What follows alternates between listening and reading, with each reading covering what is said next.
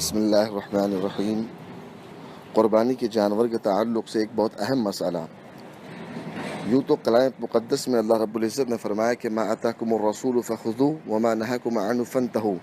کہ جس کو تمہارا نبی لے آئے اس کو تم لے لو، اور جس چیز سے تمہارے نبی نے تمہیں منع کر دیا اس سے تم باز آ جاؤ۔ اب چونکہ اللہ رب العزت نے یہ قربانی کا موقع دیا ہے، اللہ رب العزت ہمارے اس قربانی کرنے کے عمل کو قبول کرے، تو ہم جب یہ جانور قربان کریں گے تو اس کے گوشت کا مسئلہ ہے، اس کے کھانے کا مسئلہ ہے۔ تو بسا اوقات یہ ہوتا ہے کہ آدمی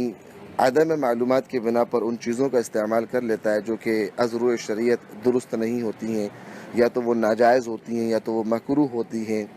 اور بسا اوقات ایسا ہوتا ہے کہ آدمی ہر درمی اور ضدی پنے پر ان چیزوں کو، چونکہ اس میں مزہ اس کو مل جاتا ہے، تو وہ اس چیز کا استعمال کرتا ہے۔ تو ضرورت اس بات کی ہے کہ ہم اللہ کے لیے جانور کو قربان کر رہے ہیں بالکل سنت کے مطابق کریں، اپنی نیتوں کی درستگی کے ساتھ میں، اور جن چیزوں کے اللہ کے رسول نے استعمال کا حکم دیا ہم ان چیزوں کا استعمال کریں، اور جن چیزوں کے اللہ کے رسول نے استعمال سے اپنی ناپسندگی کا اظہار کیا، ہمیں ضرورت اس بات کی ہے کہ ہم اس چیزوں سے اپنے آپ کو روکیں، اس لیے کہ جو چیز اللہ کے رسول صلی اللہ علیہ وسلم کو پسند نہیں، ظاہر سی بات ہے کہ وہ چیز اچھی بھی نہیں ہو سکتی۔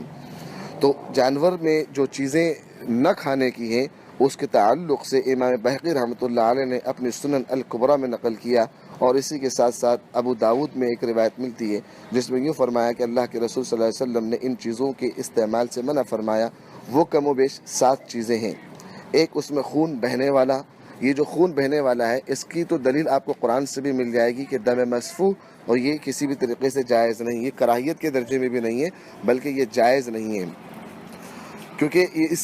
اس کا ثبوت نص قطعی سے ملتا ہے۔ دوسرے نمبر سے جگر سے ملی ہوئی تھیلی، جو جگر سے ملی ہوئی جو تھیلی ہوتی ہے اس کا استعمال بھی صحیح نہیں ہے،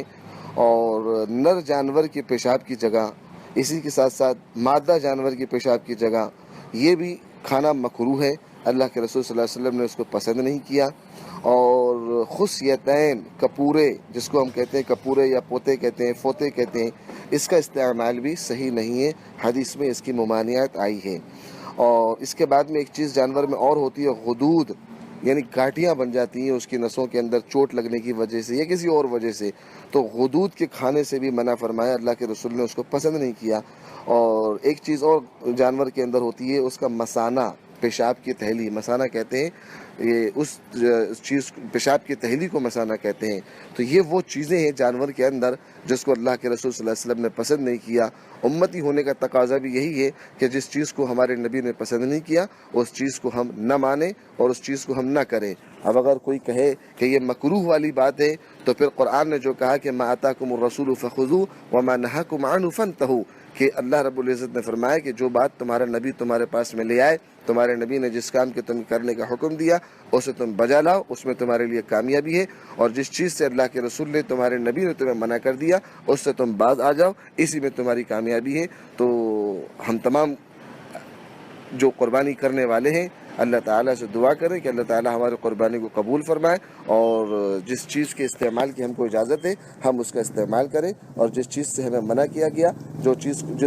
اللہ کے رسول صلی اللہ علیہ وسلم کو پسند نہیں ہے، ہم بھی اپنے آپ کو اس سے باز رکھیں۔